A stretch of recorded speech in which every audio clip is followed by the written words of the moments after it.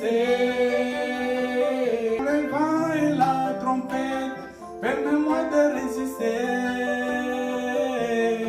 Je veux m'enraciner, Raciner à toi, Jésus est. Le vent et la trompette, permets-moi de résister. Shalom chou et tokangi miso na biso susu poto bonde la pona tango yo tolingi to kamaloba na Nzambe. Éternel Dieu des armées, papa na lola to pesio merci. To tiki moma ona sena loboko nonkolo kamba biso Nzambe kende na kosimba yawe na bikamu abandeko nyonso o bazali musika pe na pembeni bandeko nyonso Nzambe o bakolanda biso à travers notre prédication Seigneur. Tikete nkolo yo simba kamitema na batu bazala toucher na kombo na Yesu Kristo. Zala bikamu na biso e bandelikino suka na kombo na Yesu ndeto bondeli boye. Amen. Wana tozo ko banda susu prédication na biso na mokona lelo e tika Nzambe apambola biso pona bandeko nyonso bakokai kolanda biso andi. Alors pona ko banda mwa lombango mikolo uti koleka to bande kolobela sur le temps. Tout est qu'on parlait dimanche passé sur le temps, tous sur le temps, comment discerner le temps par rapport à la Bible. Tous tambola par rapport à la temps la Bible, par rapport à Bana Isakar, qui n'a pas discerné, parce que Israël, il fallait asala et loko ne loko na tanayango. Et biso bana nanzambe pe nyonso to kokeko sala et sengel na biso to eba kozala na tana biso. To mega qu'on parlait sous un peu likambo ya Daniel. Livre ya Daniel chapitre 7 verset 25. Kuna Bible zoko lobanabiso alobi un peu de temps, la moitié de temps et la moitié de temps. Donc bande kotali sabiso kaka le temps et la moitié de temps et ndenge nini peuple nanzambe akokai kotambula. Et je vais seulement épingler quelque chose que le diable na kati ya bomwe na bana nanzambe azana temps ya malongate. Il a un peu de temps que nzamba pesie to mona ki yango na livre na biso ya Job. Nzambe azopesa satana nzela lobi kende kosimba ye mais kosimba bomo ina été. Donc il a donné ça à un peu de temps et après un certain temps Nzamba ebaki na ko récupérer via Job parce que Job azalaki un serviteur de l'Éternel. Comme Yonangai malgré les circonstances tozana yango makambo kokai kokomela biso mais lelo na Yesu ko fortifier biso parce que nous allons parler sur les justes. Les justes vivra par la foi. Shalom. Shalom. Toujours le là, les justes vivra par la foi. Donc, les justes bakobika nanzela na kondima. Bien aimé, tous ces problèmes que nous voyons, ils ont biso une grande foi pour te banako traverser yango, peut-être banako kende malam. Donc, comment on a eloko moko Bible lobi ezaki ne pele ya baramasi o bayaki na bana na Israël. Et baramasi tant baye Bible lobi e komaki na ta oyo souffrance e kotaki na kati ya peuple ya Israël ba misusu ba komaki koluka bazonga na bango. Ba komi kotala balobi kuna kutu to bande ko lia ba kokombre, kuna kutu to bande ko vivre bien et même ba cimetière ko kunda biso ezalaki mais Moïse o memi biso awa po ya ko boma biso ndenge nini. Donc, ezape nebele na batu, oyo bakanisa kake.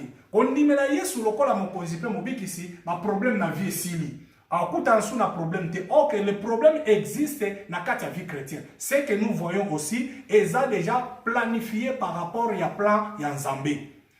Na ute koloba mikolele kinga lobi, cette maladie qui frappe tout le monde, ce n'est pas une épidémie de diable. Selon ma conscience, selon ma connaissance, je sais que tout ça, il est déjà écrit. Il est déjà écrit. Et bana Nzambe, tozo landa kaka pa ya Nzambe. Donc, tokoy kozwa vi na bisote, tolo ba ke mutazo dirigeango eza diable. Non, muta dirigeaka vi na biso eza diable te. Pe muta contrôle ka vi na biso eza diable te, mais mutazo ka autorité. Pe azo diriger vi na biso, c'est Jésus-Christ. Alors tokende kotanga mukie makomi na Nzambe et na kosepela bandeko bazwila biso makomi na Nzambe po bayeba na kotangela biso yango tozana mukanda na Nzambe na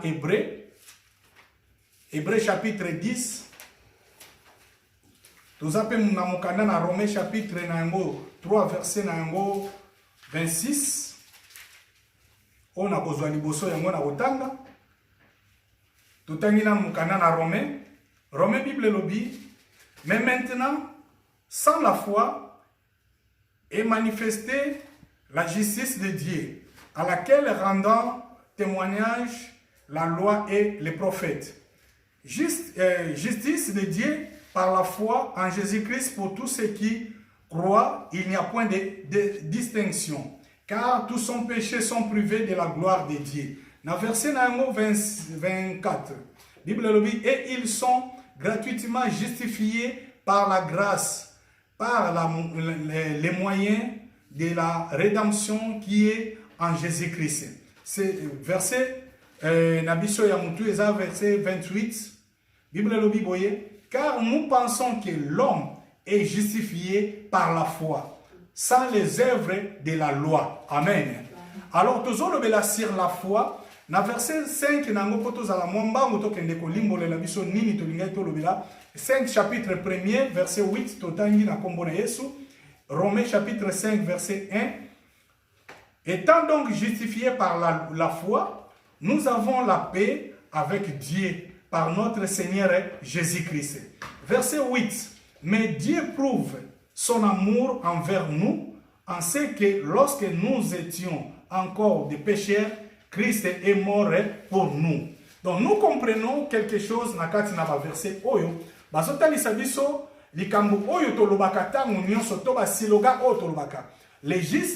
Le juste vivra par la foi. Or, la foi, c'est la grande base chrétienne na kati ya bomoi na biso. Bien soki ezana ebele na batu lelo bazo simba mate na ba problème tozo le kanango parce que bazana kondimate que Yesu asalaka. C'est ça la base. Muntu faza la croyance que Jésus-Christ existe et il fait. Et il a la capacité ya ko guérir toutes sortes de maladies. Donc quand nous voyons les gens na kati na hôpital, biso bana na nzambe tokomi ko banga lelo. Tozo kanisa ke makambo biso tozo mona e ko komela biso. Bien aimé, ngana zo assurer bato belé na mukona lelo ko ebisa biso ke makambo ozo mona e komela yote. Mais le problème ezali ozala na kondima ke Yesu Masia asalaka na bomoi na biso. Nazotanga mukana na hébreu na uta ko pesa parce que nazala quand même na facilité ya kolimbola nini otolingai tozo lobela. Mukana na hébreu chapitre 10 verset na yango 35 à 39. 35. N'abandonnons donc pas votre assurance à laquelle est attachée une grande rémunération, car vous avez besoin de persévérance afin que, après avoir accompli la volonté de Dieu, vous obtenez ce que vous est permis. Encore un peu de temps, encore un temps, celui qui doit venir viendra et il ne tardera pas. Et non, mon juste vivra par la foi. Mais il se retire, mon âme ne prend pas plaisir en lui. Nous ne sommes pas à ceux qui se retirent pour se perdre, mais ceux qui ont la foi pour sauver notre âme. Amen. Hein? Alors, on a expliqué biso eloko moko na mukanda ko balobi, le juste vivra par la foi. C'est ça notre thème, c'est ça que nous allons partager pendant quelques temps, quelques minutes. Pour nous parler sur le temps. Ah, la Bible dit un peu de temps et un temps et un peu de temps. Celui qui doit venir, Yesu Masia azosanini akozonga. Yesu Masia akozonga. Ezana ndeko moko pesa kinga mawa. Azobi sangalo mi pasteur faut banda côté ya batu Yesu Masia akozonga parce que tokomi na mikolo asuka. Ngana yebisi ndeko yonde mutoza na retard.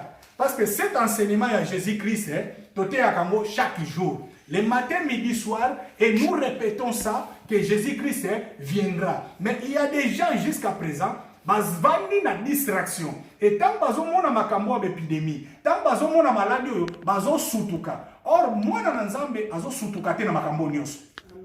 Donc, biso tokoyi ko sutuka te na makambo. Parce que to yebi ke makambo eza na tamoko ekoleka. Mais Bible lobi boy. Après ce temps-là, Jésus-Christ viendra. Et mon juste vivra par la foi. Mais il se retire, nos âmes à ne prendre pas plaisir en lui. Nous ne sommes pas de ceux qui se retirent pour se perdre. Et ça, bato belé bazo zonga sima, bazo kende ko perdre po moina bango par rapport ya ba circonstances otozo kutanango. Nazo lingana na yebisa mutu moko. Na kati ya likambo etali foi, eloko nini yo kokai ko simba na likambo etali foi. Na kati ya likambo etali kondima. Kondima eza une base solide ya un chrétien. Kondima evandi na biloko misato. Nazo bandela. Na lui kondima evandi na biloko misato. Mutu azondima Yesu. Que Jésus-Christ existe. Et il est le rémunérateur de ceux qui le recherchent. Premièrement, il faut avoir confiance. Il y a Yesu. Est-ce que tu as la malamu? Nalobi mutu azondimela Yesu Kristo. Lokola mokozi pe mobikisi. Premièrement, il faut avoir confiance na mu yanzambe wana. Parce que Bible lobi, oya lobi akosakate. Donc nyonso aloba ekokisamaka. Donc mwana na nzambe, il faut andima kozwa ba promesse ya nzambe. O nzambe azoloba na mukanda na Jérémie chapitre nango 29. Alors j'ai des projets, des bons projets pour vous, des projets de paix, non des projets de malheur. Donc nzambe azana projet ya mabete pour na ko détruire biso. Malgré l'épidémie, malgré le coronavirus, mais Nzambe a détruire oya yete. Na ute koloba mikoleleki na lobi na makambo nyonso elekaka na se na moi. Il y a toujours des réserves de l'Éternel. Nzamba bombaka toujours ba oya ye. Alors, ntango Nzamba zo batela yo, et loko liboso na zoloba ozala nango, c'est la confiance avec cet Dieu là. Même Abraham, notre père, dans la Genèse, chapitre 15, chapitre 15, verset 6, dans la Genèse, la Bible a dit que Nzambe a prouvé Abraham, mais a memaye na justice. Nzambe a memaye na justification. Donc Nzambe a justifié Abraham par rapport à la confiance. Abraham a pesé que pas Nzambe. Tala niveau ya confiance. Ba ebiso ozana mwana moko, zo mwana ana kende ko sacrifier pa Nzambe. Donc, Nzamba azo mema Abraham na justification, ton azo justifié par rapport à la confiance que Abraham azaki na mwepa na Nzambe. Donc, eloko liboso nazo ba muntu azana kondima na kati na Yesu, il faut azana na confiance ya Nzambe wana. Ya mibale, il faut muntu azala assuré, azala na assurance. Qu'est-ce que l'assurance? L'assurance, c'est une personne qui va prendre en charge. Netolobaki osombi voiture na yo oke ko assurer yango même ici okute na problème na voiture na yo yote mutoko futa ngo mais assurance na kosa nini akofuta ngo même ici okute ni na coronavirus na vie na yo yote mutoko silisa ngo eza na mutu asala nini asilisa kango. Donc le problème est qu'il faut une assurance que Nzambo na osambela il est capable ya kobikisa na niveau ya malade nyonso. Mais okuta lelo bana na Nzambe belé bazana na vie ya kubanga. Bana na Nzambe belé bazo lenga par rapport ya maladie otozo bika nango. Bien aimé maladie oyo eye eza ini passage. Pour être à biso ke bato ba longola ki confiance pas na Nzambe basa nini ba renouveler confiance na bango. Amen. Il faut bato ba koma na niveau ya ko renouveler confiance pas na Nzambe. Il faut bato ba koma na niveau ya ko yeba ke naza assuré pas na Nzambe. Bien même mutu nyonso asale la Nzambe. Je pense que ce que Nzamba ko sala biso grâce même dans le livre naza ko koma na uté ko parler en sur l'assurance du sali. Moi na Nzambe il faut azalaka na assurance que ndenge naza boye to yemba kanzembo moko na église na biso to baka ata na beli na osanini na kobika. Ata na kufi na osanini na kosekwa. Qu'est-ce qui fait que oyemba ata na beli na kobika, ata na kufi na kosekwa? C'est l'assurance d'Isali. Et ndeko na ngai ale moloto ake kolobelo ko moko alobi et sengo na bato bakokufa kati na elikia yako sekwa. Donc mutu même ici ozo kufa mais zala de likia ke osanini okosekwa. Mais soko za de likia te okosekwa pété. Soko za de likia teke nga makambo ekokomela ngai ekomela yo. Soko za de likia teke coronavirus ekokomela ngate ekomela yo te. Donc il faut za ne likia ke ngande na zabwe makambo yo ekomela ngate. C'est ça l'assurance, la confiance et eloko misatu l'expérience. Mutu oyo aza na kondima avandaka na espoir epai na Nzambe. L'espoir na yo vande epai na nani? Bible lobi le juste vivra par la foi. Bien aimé, oyo kabana na nzambe bakomi kolela na tangu oyo. Bazoye bateke Bible lobi mama akoyi kobosana mwana na ye, mais nzambe abosana ka moponami te. Donc le problème est que batu bazomi yeba te oyo bango bazali. Batu baomi yeba te. Na ute kotalisa biso mukanda moko na nzambe na mikolo uti koloka na lobalaki mukanda ya Psaume chapitre nango 23. Si je ne me trompe pas, Psaume chapitre 23, Bible Zakoloba, David Azoloba, l'Éternel est mon berger, je ne manquerai de rien. Il me fait reposer sur le vert pâturage. Bien aimé, tant que comme un niveau, il y a l'Éternel est mon berger, je ne manquerai de rien. Donc, tu as une confiance assise dans Zambewana. Donc, on a la confiance. Quand David a dit l'Éternel est mon berger. Il a dit David a commis pâté et nzamba zanani mo bate limpate. Donc loko la simba mina maboko ya nzambe ataba ours baye ataba lion baye po baya ko simba ye nzamba za wana osanini akobate na ye.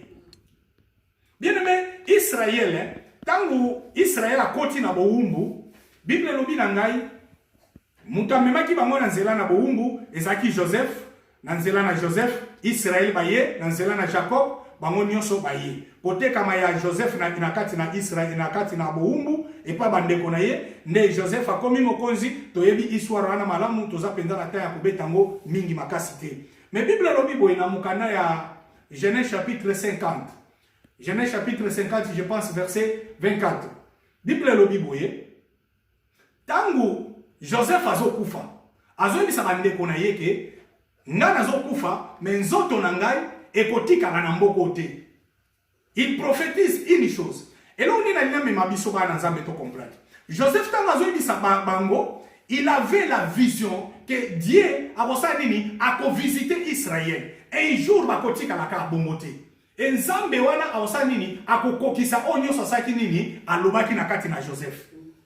Et un jour, tant Israël a zobima, a zozwanzoto a Joseph, a sanini, a zokenango. Un jour, nous avons la biso grâce, tokoye bakota les peuple de Dieu, comment les vivants batamboulakana na mutakufa.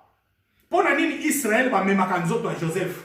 Mais loko les enseignements na biso kelelo, toko kangakaka entre parenthèses wana. Donc bien aimé, tu dois comprendre le komoko que moi dans Nzambe oiseau vivre, il faut comprendre que c'est comme si apôtre Paul a musika kolbalobi, si je vis, ce n'est pas moi qui vis, c'est Christ qui vit en moi. Donc il a confiance en Dieu. Il a une grande confiance en Dieu. Ce n'est pas moi qui vis. Donc ma kambo nyos to kutanango et palpiter bisoté. Et pesa bisoko bangate. Ba injise aviva kakatina na kondima. Obungisa kondima pona nini? Ozobanga eloko nini? Le problème nini ezali? Mwana na Nzambe il faut sala makasi. Ndenge na kuteka kolobana mukana na Jérémie 29. Mwana na Nzambe faut luko sala makasi. Ya ko luka ko komisa ba promesse ya Bible et comme promesse ya vina na yo. Yete ce tozo comprendre. Na lobi boy. Omoni ba promesse on Nzamba koma na Bible. Akoma ngopo na batu musute, akoma ngopo na vie na yo na ngai. Mais le problème est que biso tozo ba promesse wana to komisa ngo ya batu mususu. Mais il faut un vrai chrétien, il faut azo ba promesse ya Bible. Asala nini? Akomisa ngo ba promesse ya vie na ye. Tangu Nzamba zo balobi na kati na Israël ekozala na ekombate. Donc Moutozo se retrouve que nana botité, il prend ces versets là, akomisa ngo verset ya vie na ye. Tant où ozo se retrouver na problème ya malade, ozo se retrouver na problème ya kozanga, na ba moment où tozana mwa difficile, ni ba malade makambo belebele. Bible lobi nini par rapport ya ba promesse na Nzambe. Donc faut voir ba promesse wana au komisango réalité à vie na yo. Injuste c'est qui? Injuste c'est celui qui marche selon la volonté de Dieu. Injuste, c'est celui qui marche selon la volonté de Dieu. Donc, azamuto azotamula selon la volonté anani ya Nzambe. Ne Bible zo bengaye juste. Bien mais tokomi ba juste tanini. Biso tokoyi ko beta to lolelo tokomi ba juste. Nous sommes justes par rapport à l'œuvre de la croix, que nous sommes justifiés par la croix. Ndena nzela ne kulusu. Nde biso tokomi lelo banani ba juste. Tokomi ba juste bien-aimé.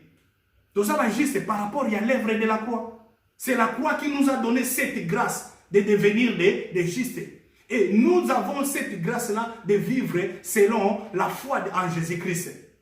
Et Bible que musika na mukanda moko, je pense que na kokai kotanga ngo pour tout le mwa mingité kaka na makanisi na biso, toke na mukanda na livre à Job.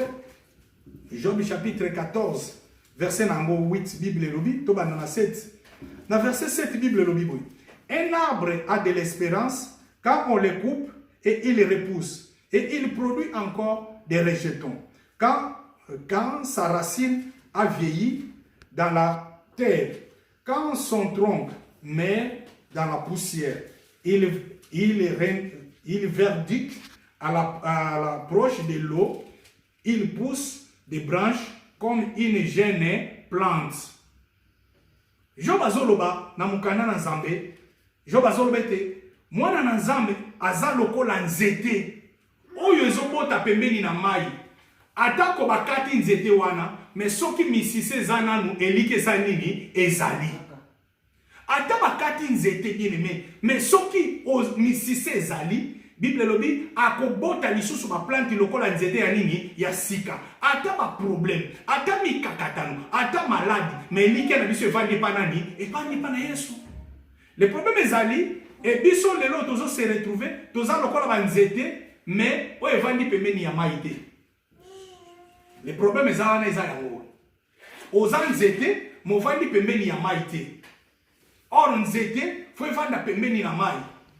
Le ministère ya nzete, je pense que c'est sénateur yango pona ba mususo balanda kabiso, to ba ka nzete mutesala ke po benda libende na kati na mai. Nzete ezo sala ke po bimisa libende na kati na mai. Il y a une ministère na kati wana. Et bien aimé, Job azolobete biso ba Nzambe.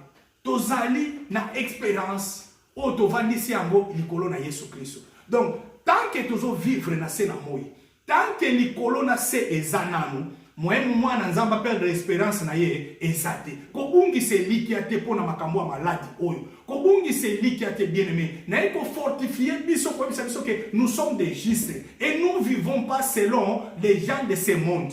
Donc en réalité, et là on est dans le même biso to comprendre. Biso to bi kakate selon réalité.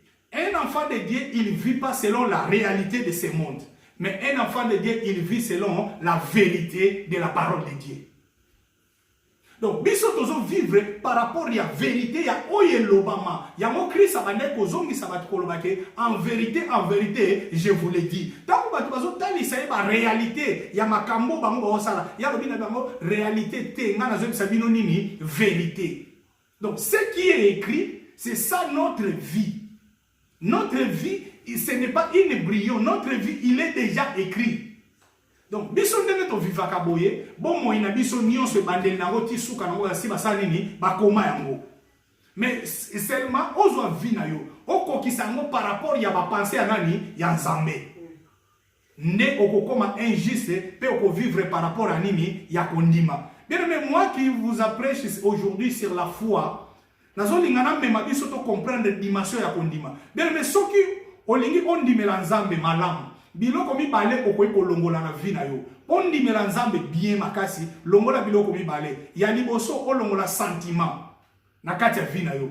Soko longoli sentiment ya kibomoto, o vivre foi na kati ya bomoi na yo. Et ya mibale, il faut longola d'émotion. La foi ça ne marche pas avec les émotions et les sentiments. Parce que Abraham, soki alandaki ba sentiment to ba émotion, elingaki ezalele pasi. Mais il n'avait pas vu l'émotion. Parce que c'est une émotion. Et puis, la maladie, bien aimé, par rapport à l'émotion. Azotalaka nombre ya batunde ba okufa. Azomonaka mususu avandika bo nanda ku yemoko akoka sute aka. Bien aimé, yozo vivre par rapport à réalité. Nazoro bien aimé, yozo vivre par rapport à nini, ya promesse na nani, ya Nzambe. Donc ta vie est attachée avec les promesses de Dieu. Tu es injuste. Il faut vivre par la foi. Au comment un niveau apôtre Paul. Si je vis, ce n'est pas moi qui vis, mais c'est Christ qui vit en moi. N'invitez pas Ndeko bazo tali sabiso kuna tokotoza nini totika na combien de minutes. Donc Et pour te compter, ben un peu qu'on continue. Na meke un peu qu'on soit verset mi balé mi satu. Pour te ben un peu qu'on continue na mukanda na hébreu. Hébreu azo expliquer biso bien likambo etali foi. Azo ba na biso makasi malamu na likambo na biso o etali la foi. Hébreu chapitre 11. Oto yebi biso nyonso. Bible le Bible verset 1er. Natangi na kombo na Yesu Kristo. Or la foi est une ferme assurance des choses qu'on espère, une démonstration de celles qu'on ne voit pas. C'est ça, Hébreu a défini biso la foi. Dans verset 6 malobi. Or sans la foi, il est impossible de lui être agréable, car il faut que celui qui s'approche de Dieu croit que Dieu existe et qu'il est le rémunérateur de ceux qui le cherchent. Donc, dans mon canal hébreu, apôtre Paul Azotali Sabiso, définition de la foi. Alors, la foi, c'est une assurance. On a été pour la biloko mutufaza nango na vie. Pour quand la manan zambe, pour passer l'étape au nyo sur le kanango, obima vainqueur, il faut avoir l'assurance. Il faut avoir une foi inébranlable. Au Bible Zoloba, ezaki na mukana, je pense, na mukana na Matthieu. Matthieu chapitre 8, verset 10. Na mukana na Luc chapitre 7, Bible lobeli angoli susu. Bible lobi, il avait un centenaire. Un centenaire wana azokende kokuta na Yesu. Aebisi Yesu alobi, nkolo kokoma na ndako na ngate, mosali na nga aza maladi. Me ngai naza mokonzi ya basoda. Naebisaka basoda que soki mutalinga sala likambo na tindi ordre bake basali yope lokolo za mukonzi tinda kaka ordre musali na osani ni akobika. Tu vois ça? Donc il croit que il a la foi que non lokolo nga na sala kango nazo tinda bato bazokende et lui aussi il va faire ça.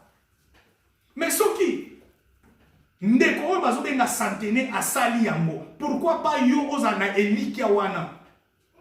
Est-ce que tant que Bible lobi tant que Yesu Christ a bikisi mosali ya centenaire oyo alui na kati na Israël, je n'ai jamais trouvé un homme avec une grande foi comme ça. Bien aimé, ce sont des choses autocoquées comme on a facile, mais c'est la capitale de la vie chrétienne. Parce que ce qu'on a condimate bien aimé, maladie oyo ezana mboka oyo yangonde koboma yo. Mais ce qu'on a kondima, que nzambe wana, oya bikisa yo na liwa, nzambe wana, oya bikisa yo, nzambe oya pesi yo grâce au komati lelo, aza capable à l'équision na mbet hôpital obimi vivant, obimi vainqueur na kombo na Yesu Christ. Amen. Donc, kobangelo komo kote, Bible lobi, or sans la foi, il est impossible, c'est impossible aux agréables pas dans nzambe. Okwe aux agréables, parce qu'on a kondimaté. Et Bible nous dit, c'est lui qui s'approche de Dieu. Il faut que Andima ke nzamba existe. Pe azam mufuti ya baenanu basala kanini ba luka kaye. Donc tant mozo luka nzambe, il faut oyeba ke nzambe wana afuta ka ba luka kaye. Mais zala na kondima. Et belé lelo e ba kwa ici kondima na bango. Bien aimé, nyoso tozomona, ce sont des temps oyo ekoleka. Nazote abiso sur la discernement des temps na ote côté yango. Na robete après le temps, il y aura un temps et la moitié du temps. Bible kabuli batan nyonso. Mais nous ne sommes pas au temps de la fin. Jusque là. Je répète ça que tozana na ta sukate. Bien aimé, poto bima vainqueur. Poto bima balongi na makambo nyonso, il faut to battre là. Le plus important pour moi c'est notre foi. Et garder notre foi. Abakouk, na mukanda na bakouk azakoloba. Soke zako umela, il faut ça nini. Ozela. Malgré que ma problème zoya, malgré maladie comme malgré mi kakatano, mais il faut zéla. Abakou kalobi, il faut garder l'espoir. Na telemi nazo zela. Ya mona ute koloba, moi na nzambe azo vivre selon réalité, mais azo vivre selon la vérité de la parole de Dieu. Tant que vous avez un problème, na vie na yo, il faut demander des questions. Il faut demander des questions. Par rapport à la Bible, makambo na okuta nango eza basé par rapport à wapi. Eza basé nesika nini. Par rapport kondima na yo eza basé wapi. Parce que notre foi, nous pouvons prêcher sur la foi, mais notre foi, il faut la baser sur Jésus-Christ. Donc, kondima na biso, il faut la baser na kati ya Yesu Kristo. Yende mutaza base ya makambo nyonso. Donc yende mutu azali mai oyo nzete oyo eza yonanga oyo toza pembeni na ebale oyo Yesu nde mai oyo nde ye liloba na Nzambe atako bakati atako problème ye atako mikakatano ye mais lokola Yesu azali elike sa nini ezali. Donc na ye ko susu ko ram na ye li susu ko rappeler yo ke ko bungisa elikiate par rapport à ma problème tozo le kanamo par rapport à ma situation tozo passer nango dernièrement na uté côté eloko mo nazo zongela ka makamu na lobaki avant nazo kende na o nazo kenango dernièrement na uté côté eloko mo na lobi na tango tozali l'église ko sala nini l'église azana likambo ko sala na ta oyo likambo na biso tozo saleza ko batela kondima na biso et puis ya mibale likambo na biso makase ezali na mukana na Actes des Apôtres na ute ko pesa yango Bible lobi tangu bakangi Paul na Silas na boloko église esaki nini e bande ko sambela pona ye. Bien aimé to garder kondima na biso c'est très important. Or sans la foi il est impossible d'être agréable à Dieu. Donc tokozala agréable pa na Nzambe tangu to kondima ye pe to koluka ye Nzambe wana akomimonisa e pa ina ba o basaka nini balukaka ye. Donc or sans la foi il est impossible de lui être agréable, car il faut que celui qui s'approche de Dieu croit que Dieu existe et qu'il est le rémunérateur de ceux qui les cherchent. Donc, hasard rémunérateur. Dans le verset 35, il y a Hébreu Oyo, Bible verset 10, 35, Bible n'abandonnons donc pas votre assurance à laquelle est attachée une grande rémunération. Donc, notre rémunération est attachée par rapport à l'assurance et pas une Nzambe. Car vous avez besoin de persévérance afin que, d'après avoir accompli la volonté de Dieu, vous obteniez ce qui est promis. Encore un peu de temps, tout est content. Et mon juste vivra par là la foi. Et si Kawapi, t'aimes la biso yanelo et ute kobima. Un juste, il ne vit pas par rapport à la réalité, mais il vit par rapport à la vérité, à la parole de Dieu. Qu'est-ce que la Bible nous dit par rapport à la temps autosali? Est-ce que réellement c'est le temps de la fin? Non, nous ne sommes pas encore au temps de la fin. Parce que la prophétie de la parole, il y a encore des choses graves qui vont passer. Il y a encore des choses graves qui vont passer avant que l'église de Dieu soit enlevée. Mais je viens encore rappeler aux justes, aux gens qui servent Dieu, d'être en contact avec ces dieux-là. Avoir la foi, la confiance, l'assurance avec ces dieux-là. Yamone au salabiso, to mona bokozina likolo. Ton dimake a existaka, pe a futaka, ba inyoso basaka nini, ba lukaka yenzambe wana. C'est ça, otokokai komema, pona mukona lelo, to ebisa biso ke, nzambe soka lobi. Bien aimé, nzambe soka lobi, akokisaka onyoso alobi. Nzambe soka lobi likambo akokisa yango. Mais loko nini ezo sala biso défaut to mona ba réalité ya promesse nzambe te parce que toza basé te par rapport à écriture. Écriture ezo bisa biso na mukanda Habakuc chapitre 2 Bible lobi atelemi na porte azozela. Azozela. Atelemi azozela. Azozela amona kokokisama. Amona kokokisama ya maloba na Nzambe na kati ya vie na ye. Donc maloba na Nzambe il faut kokisama na bomo na biso. Mais bien aimé maloba na Nzambe kokisama par rapport à volonté na yote. Maloba na Nzambe zo kokisama par rapport ya volonté ya nani ya Nzambe. Donc ndenge na ute kolbete eloko ne eloko eza na tana yango. Eloko ne eloko eza na tana yango. Donc ta ya Nzambe batindika yango te. Ndenge batu musu lelo bakomi ko talisa biso balobi si to komi déjà na tango asuka. Si tu commis déjà na tango asuka, oh, tango asuka ngo yozo tindika wana makasi boindengeni. Nzambe yemo kwa yebi. Et puis Nzambe yemo konda permettre yango. Totangi mukanda Habakuc chapitre 2. Bible dit l'Éternel m'adresse la parole et il dit: écris la prophétie, grave-la sur les tables afin qu'on les lise couramment, car c'est une prophétie dont le temps est déjà fixé. Donc prophétie oya koyana Yesu ezate ke yom to forçango que Yesu fa ya lobby tongam na forçango. Nous allons prêcher cet évangile aujourd'hui et demain et après-demain jusqu'à l'avènement du Seigneur Jésus-Christ. Mais le problème est que tant de Jésus ali fixé, moutako changer en azate. Le temps est déjà fixé. Elle marche vers son terme et elle se mentira pas. Si elle tarde, attends-la. Attends-la, car elle s'accomplira certainement.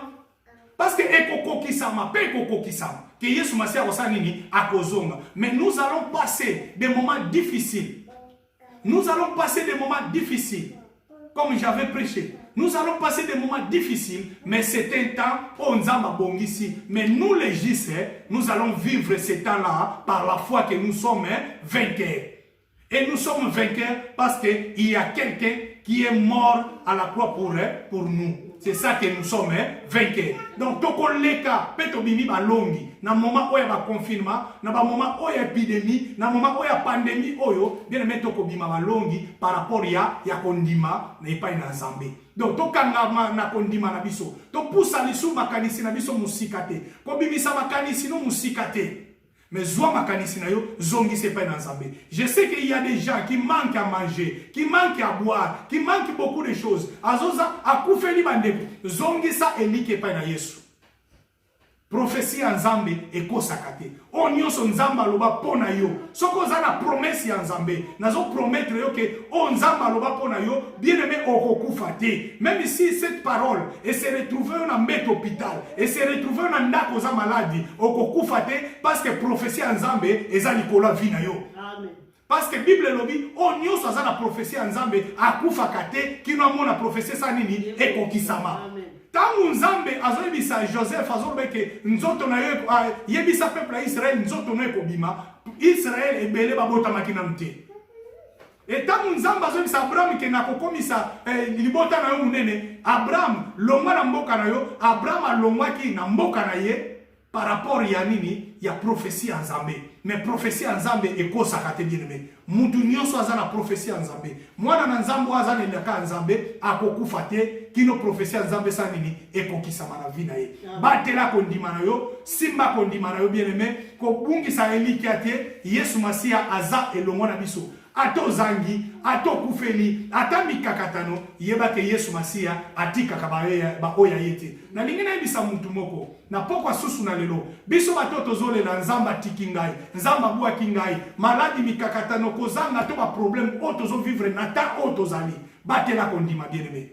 Nzamba tika kaba oya yete. Na ika ko fortifier susu kondima na biso. To comprendre que prophétie atezo umela, mais biso ba na Nzambe to sanini, to garder kondima na biso et pas na Nzambe. C'est ça notre message ya pokwa na lelo, ona yaki nango komemela biso. Pona bandeko bazolanda biso mingi, to nanu ba s'abonner te, bo s'abonner lisu na chaîne na biso ezali bongo Jésus Vainqueur TV, tika nkolo Yesu Kristo apambola bino, po passer susu ba bonne soirée malamu, to kangimi su na biso to bondela na kombo na Yesu Kristo. Éternel Dieu des armées, to pamboli kombo no parce que za malamu, Nzambo alobeli biso susu na pokwa na lelo, tikete nkolo maloba oyo ekweya na mabele kitoko nkolo na ngai, ebota susu mbuma ya mokama na mokama. Pambola bayeba koyoka nkolo na ngai sika nyonso parole oyo ekoteya nkolo na ngai, ezwa susu fondement kitoko nkolo na ngai. Parce que Bible lobi dans les derniers jours, mon peuple sera enseigné par moi-même. Tika yo Nzambo kota na nzela na prédication oyo, pote ya susu libota na yo, esika moko na moko bakokai kolanda yango. Zala Nzambe na bomoi na biso, zala papa wakopesa kimia na basantu nyonso, esika basantu nyonso bazwami nkolo, batela polongisa, bundela nkolo na ngai, tiko batela kondima ya moko na moko nkolo na ngai, parce que Bible lobi na biso, c'est toi qui donne la foi au chacun de nous, Seigneur Dieu des armées. Batela kondima moko na moko, tozala inébranlable nkolo na ngai, na ba problème pe na ba difficulté, o nyonso tokokai kokuta nango na bomoi na biso. Pambola Nzamba lola bandeko nyonso balandi biso, zala papa nkolo, biso tozala bane pa na yo, pona lokumu na yo Yesu, na kombo na Yesu Kristo, nde tobondeli boy tolobi. Merci Seigneur Jésus-Christ. Merci Seigneur Jésus-Christ. Amen. Amen.